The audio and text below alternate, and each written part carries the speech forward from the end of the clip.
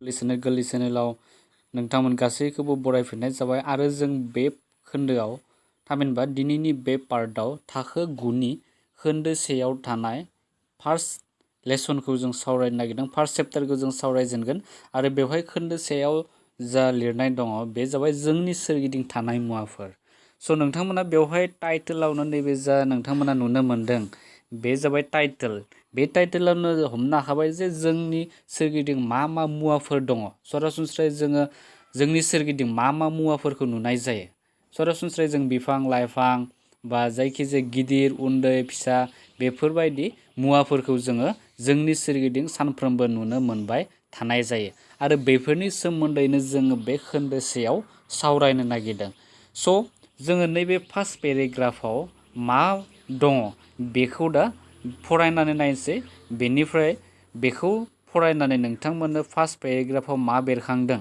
बेनि सोमोन्दै बुजायखागोन स' नोंथांमोना आसा खालामो भिडिअखौ जोबजासिम नायगोन आरो बुजि मोनाब्ला कमेन्ट्सआव लिरहरबानो जाबाय जे जों कमेन्ट्स लिरबासो मोनथिगोन नोंथांमोना फराखौ बुजिदोंना बुजियाखै स' लोगोफोर गोबाव खालामालासे जोङो लेसनखौ जागायनोसै बेवहाय मा लिरनाय दङ जों गिबियावनो फरायना नायनोसै जोंनि सोरगिदिं नायोब्ला जों गोबां रोखोमनि बायदि बायदि महर गेदेरथि आरो दाथायनि बेसादफोर नुनो मोनो थामहिनबा जों जोंनि सोरगिदिं नोंथांमोना नायोब्ला जों नोंथांमोनाबो नायनो हागोन आरो जों मोनथिखायो सरासनस्रा रावाव जों मोनथिखायो जेब्ला जों जोंनि सोरगिदिं गावबा गावनि मेगनखौ फिदिंना नायहरगोन अब्ला जों मा नुनो मोनगोन अब्ला जोङो गेदेर उन्दै जायखिजाया मुवाफोरखौनो जों नुनो मोनो दा बे बाथ्रायानो नैबे फार्स्ट लाइनाव बेरखांदों फार्स्ट एन्ड सेकेन्ड लाइनाव बेरखांदों आरो बेवहाय मा लिरबावनाय दङ मुलुगनि गासैबोआनो दाग्रा मुवाफोरजों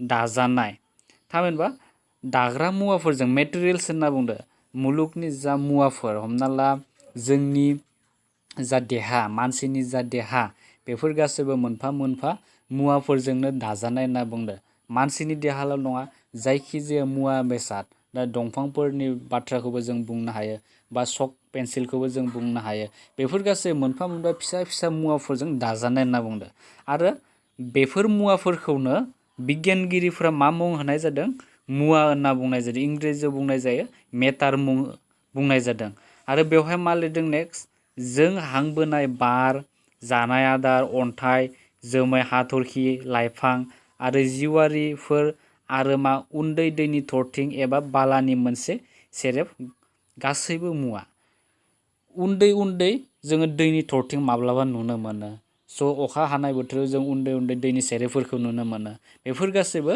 मोनफा मोनफा मुवायावनो गोग्लैयो थिग बिदिनो बालानि जों बालानि सेरेबफोरखौबो मुवानि बाहागोआवनो दोननो हागोन बेनि अनगायैबो जों अन्थाइ जोमै हाथरखि लाइफां बेफोर गासैबो मुवायावनो गोग्लैयो होनना बुंनाय जादों बेनिफ्राय आरो मा लिरदों गोजौआव मख'नाय गासैबो बेसादफोरखौ सोरगिदिं नायोब्ला जों नुनो हायोदि बेसोर जायगा आवग्रिया आरो मोदोमबां गोनां होनना बुंनाय जादों स' जोङो बेफोर जा मुवाफोर नोंथांमोना बेवहाय नुनो मोनबाय जा जोङो सिगाङाव मा नुनो मोनदों उन्दै दैनि थरथिं बा जायखिजाया गेदेर उन्दै जोङो मुवाफोरखौ नुनो मोनदों आरो बेफोर मुवाखौ जों सोरगिदिं नायब्ला नुनो मोनो आरो बेफोर जा मुवाफोर बेफोर मोनफा मोनफा जायगा आवग्रिनानै थायो होनना बुंदो गासैबो मुवायानो मोनफा मोनफा जायगा एबा रोजागासै एबा मोदोमबां थायो होनना बुंनाय जादों बेवहाय नोंथांमोना नुनो मोनदों गुबुन रावै बेसोरा मोदोमबां मास आरो रोजागासै मोननैबो दङ स' मास माने जों मोनथिखागौ लिरथायखौ बुंनाय जादों हमना ला बिजाब गांसे थामहिनबा बेवहाय नोंथांमोना बेबायदि मोनसे बिजाब नुनो मोनदों स' बे बिजाबनि बे जाबाय मोनसे बिजाब साप'ज बे जाबाय मोनसे बिजाब बे बिजाबनि नैबेखिनिया जाबाय बेखिनि आवग्रिनाया जाबाय मोनफा एरिया थामहिनबा बे एरिया बेखौ बुंनाय जादों आरो रोजागासेया जाबाय रोजागासे मा थागोन एरियाबो थागोन बेनिफ्राय गुवारबो थागोन बेनिफ्राय जौथाय थागोन height थागोन लेंथ थागोन बेफोर गासैबो लोगो नांनानै रोजागासे जायो दा नैबे बिजाबा जाबाय नैबेखिना जायगाखौ आवग्रिनानै लादों स' बेखौ नोंथांमोना बुजिना ला बेनिफ्राय बेहा बिजाबा मोनसे मोदोमबां दङ स' गासैबो मुवायानो मोनफा मोनफा मोदोमबां आरो रोजागासे दङ बेखौ फोरमायनाय जादों बेनिफ्राय दा नेक्स्ट पेराग्राफफोराव मा फोरमायदों स' नेक्स्ट पेराग्राफा जाबाय बेवहाय लिरदों गोदो गोदायनिफ्रायनो सुबुं माहारिया बिसोरनि सोरगिदिंखौ मिथिनो नाजाबोदोंमोन। भारतनि आगुनि सानथौगिरिफोर थामहिनबा फिल'सफार बुंनाय जादों। फिल'सफार जाय सानग्रा बाथ्राफोरखौ साननो हानाय गोथौयै बेफोरखौ होनना बुंनाय जायो सानथौगिरि। बिसोरो माने भारतनि गोदोनि सानथौगिरिफ्रा मुवाखौ मोनबा बाहागोआव राननाय जादों। बेफोर जाबाय आरो बेखौ बिसोर पंचतत्व मुं होदोंमोन। आरो बेफोर मुवाफोरा मा मा? बेफोर मुवाफोरा जाबाय बार, हा, अर, अख्रां आरो दै। बे मोनबा मुवाया जाबाय जोबोरैनो इम्परटेन्ट। बे नङाब्ला रावबो जिउ गोनां जिरादफोरा थामहिनबा जिब जुनारफोरा थांनानै थानो हानाय नङा। बे मोनबाया इम्परटेन्ट आरो बे मोनबा मुवाजोंनो जिब जुनारनि देहाया दाजानाय होननाबो जों बुंनो हायो। बेनिफ्राय आरो मा लिरदों? बिथांमोननि बादिब्ला जिउ गोनां आरो जिउ गैयै गासैबोआनो बे मोनबा गाहाय मुवाफोरजों दाजानाय। थामहिनबा गोदोनि सानथौगिरिफोरा बुंखादों बेखौ जोंनि मानसिनि देहायाबो बे मोनबा बार, हा, अर, अख्रां आरो दै बे मोनबा मुवाफोरजों दाजानाय। मानसिनिल' देहा नङा, जिब जुनार बे बुहुमाव जों जायखिजाया मुवा नुवा मानो बे मोनबा मुवाजों दाजानाय होननानै गोदोनि भारतनि आगुनि सानथौगिरिफोरा बे बाथ्राखौ बुंदों। आरो बेवहाय लिरदों गोदोनि ग्रीक सानथौगिरिफोरनियावबो मुवानि बाहागो खालामनाया रोखोमसेयानो नुजादोंमोन। स' बेबायदिनो ग्रीक सानथौगिरिफोराबो बेफोर मुवाफोरखौ बाहागो खालामदोंमोन आरो बिसोरनाबो मा जादों? बे एखे रिजाल्टखौनो मोनदों। माने बाहागो खालामनाय मुवाफोरखौ बाहागो खालामनायाव बे एखेखौनो मोनदों होनना बुंदों। बेनिफ्राय आरो नेक्स्टआव मा दङ?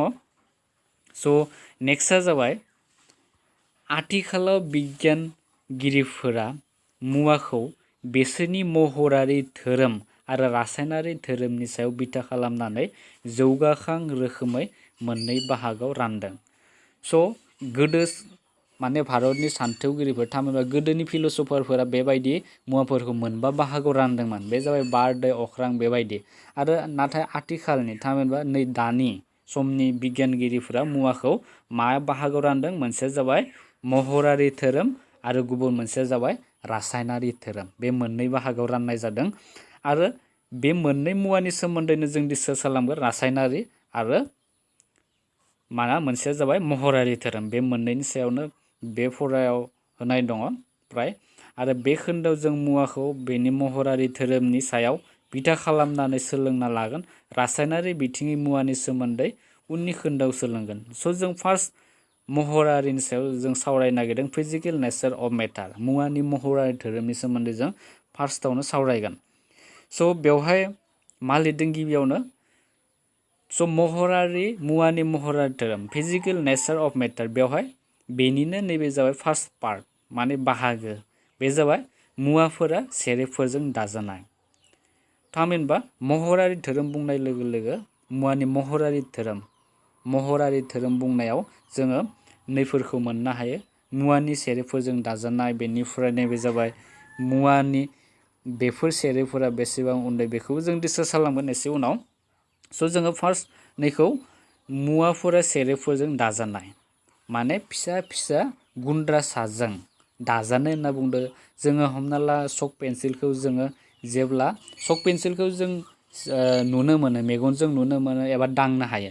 आरो जेब्लानोखि जोङो बे चक पेन्सिलखौ सेफायलांबाय थागोन जों अब्लाना फिसा फिसा गुन्द्रासा जों नुनो मोनगोन। जायखौ जोङो आरो ओरैबायदि मोनसे अबस्था जागोन जायखौ जोङो नुनो मोनै अबस्था जागोन। स' बेफोरबायदि फिसा फिसा सेरेबफोरजों दाजानाय होनना बुंनाय जादों मुवा मोनसेखौ। थामहिनबा जों चकखौ बिदिबो जोंबो रुजुनो हायो जों फिसा फिसा सेरेबफोरजों दाजानाय। आरो बेवहाय मा लिरदों एसे जों फरायनानै नायनोसै। स' बेवहाय लिरदों गोलाव समहालागै गंनै सानथौ फरायसालियाव स्कुल अफ थट मुवानि आखुथायनि सोमोन्दै साननाया सोलिदोंमोन। गंसे फरायसालिया फोथायदोंमोन मुवाफोरा लान्थ्रियै दंफां थुख्रा बायदि दाजानाय। गुबुन फारसे गंसेया सानदोंमोन दि मुवाफोरा बालाबादि सेरेबफोरजों दाजानाय। मुवाफोरनि आखुथाया लान्थ्रि। थामहिनबा बेवहाय गंनै स्कुल दङमोन जे सानथौ फरायसालि माने साननो हानाय बेखौ होनना बुंनाय जादों। बिसोरनि माने जा साननायनि केपासिटिया गंनै फरायसालिनिबो साननायनि जा आदब खायदा बे गुबुनमोन। गंसेया जाबाय मुवाफोरनि जा आखुथाय बेखौ गंसे फरायसालिया मा होनना सानदोंमोन, दंफां थुख्रा बायदि लारियै दाजानाय होनना बुंदों। आरो गुबुन गंसेया जाबाय बे मुवाफोरा बाला बायदि सेरेफोरजों दाजानाय होनना बिसोर सानदोंमोन। दा बे बाथ्राया नंमारगौ नंमारा जों बेखौ उनाव मोनथिगोन। बेनिफ्राय आरो नै गोजौआव मा लिरदों जों बेखौ नायनोसै। बेवहाय लिरदों एबा खायफा सेरेफोरजों दाजानाय बेनि सोमोन्दै रोखा जानो जों मोनसे मावफारि मावदोनि। स' बेवहाय मोनसे मावफारि होदों। स' मावफारिफोरा प्राय बिगियाननि थामहिनबा गासैबो बिगियान थामहिनबा बिगियानफोराव जों प्राय मावफारिखौ जोङो नुनो मोननाय जायो। मावफारिखौ खालामखांनायनि उनावसो जोङो रिजाल्टखौ जोङो मोननो हायो। स' मावफारिफोरा इम्परटेन्ट, नोंथांमोना मावफारिखौबो नायलांनांगौ। स' मावफारिनिफ्रायबो जों गोबां सोलोंनांगौ नलेज थायो। बेखायनो जों दा बे मावफारियाव मा होनाय दङ बेखौ जोङो फरायग्रोनोसै। दा बेवहाय मावफारि 1.1 मा होनाय दङ, 100 मिलिलिटार गंसे बिकार लाबाय जों। फार्स्ट बिकार माने जा लाव लाव मुवाखौ दोननो हानाय आइजें, बेखौ होनना बुंनाय जादों बिकार। बे जाबाय हमना ला बेबायदि मोनसे बिकार, बेखौ नोंथांमोना बिकार सानना लाबानो जाबाय। बेवहाय जाबाय जोङो 100 ml दै लाबाय जों। स' बेनिफ्राय बिकारनि खावसे दै ला आरो दैनि सिमाखौ दागो। साप'ज जों नैबे मोनसे आइजेंआव जों खावसे दै लाबाय, बे आइजें बिकार, बेयाव जों खावसे दै लाबाय आरो जोङो दैनि सिमाखौ बेबायदि दागो होना लानो थिनदों। बेनिफ्राय ग्लासनि लावथिनि हेफाजाबै माखासे संख्रि सिनि होनानै ला। बेनिफ्राय बेवहाय आरो नोंथांमोना नैबे सिङाव पिक्सार होखानाय दङ, बे पिक्सारखौ नुयोब्ला मोनथिखागोन। स' पिक्साराव बेवहाय गोरलैयैनो बेखेवखानाय होनाय दङ। नै बेवहाय मा लिरदों पिक्साराव, स' बे पिक्सारखौ नोंथांमोना नायदो। बेवहाय माने नैबे जों जेब्ला संख्रिखौ दैयाव गले संख्रिनि सेरेफोरा बेबायदि जागोन। आरो बेवहाय जों बिकाराव दै लाबाय फार्स्ट नैबे, बेनिफ्राय जोङो बेवहाय संख्रिखौ होबाय, बेनिफ्राय जोङो संख्रिखौ एरनानै होबाय, बेनिफ्राय नैबे जाबाय दै थानाय संख्रि, बेबायदि जाबाय। आरो बेनिफ्राय संख्रि गलि लांखो ना मा लांखो जों बेखौ दा मावफारि जोबनायनि उनाव जों मोनथिगोन। स' बेनिफ्राय सिङाव मा लिरदों जों नायनोसै। स' बेनिफ्राय मा फैखो दानिया, बेवहाय मा लिरदों, बे सोंनायफोरनि फिननायखौ होनो थाखाय मुवायादि सेरेफोरजों दाजानाय बेनि गियानखौ बाहायनांगौ। सामुसआव मा दंमोन, संख्रि एबा सिनि, बेयो दा दैयाव गोसारलांबाय। बेखौ गाहायनि सावगारि 1.1 दिन्थिनाय जाबाय। स' बेवहाय नोंथांमोना नुनो मोनदों जे जोङो मुवाफोरा जे सेरेफोरजों दाजानाय होनना बुंनाय जादों। स' बेवहाय नैबे सावगारियाव नोंथांमोना नुनो मोनखाङो 1.1 बेवहाय थारमाने जों संख्रिखौ जेब्ला गलिगोन अब्ला संख्रिफोरा गलिनो हमगोन। माने फिसा फिसा जों गलिनानै मेगनजों नुयै बायदिबो जानो हागौ। स' गलिनानै बेयो मा जागोन, माने दै सेरेफोरनि, बेवहाय नैयाव मा लिरदों, दै सेरेफोरनि लांदां जायगायाव हाबनानै थायो होनना बुङो। दैयाव थारमाने फिसा फिसा खालि जायगा थागोन आरो बेफोराव बे संख्रिफोरा गलिना थागोन होनना बुंनाय जादों। स' बेबायदि माने मिक्स जाना थायो। बेनो जाबाय माने मुवाफोरा सेरेफोरजों दाजानाय, बेखौ नैबे जा मावफारि बे फोरमान खालामदों। बेनिफ्राय आसा खालामदों नोंथांमोना बेखौ बुजिखाबाय। बेनिफ्राय नेक्स्टआव आरो मा लिरदों, नेक्स्टआव जाबाय, बेथ' थांबाय पेज नाम्बार 1 थांबाय। बेनिफ्राय आरो बेवहाय मावफारि 1.2 स' 1.2 मा बुंदों, नैबे 1.2 बे जाबाय मावफारि पटासियाम पारमांगेनेट 2-3 रग'फोर क्रिस्टेल ला आरो बेफोरखौ 10 मिलिलिटार दैयाव गलिनो होदों। बेवहाय थारमाने जोङो 2-3 रग'फोर, पटासियाम पारमांगेटआ एसे माने रग' क्रिस्टेल बायदि माने संख्रिफोर बायदि जागोन, बेखौ माने लानो होदो जोंखौ। बेनिफ्राय 100 ml दैयाव गलिनो होबाय। बेनिफ्राय जोङो मा नुगोन, नेक्स्टआव जों नायनोसै मा नुगोन।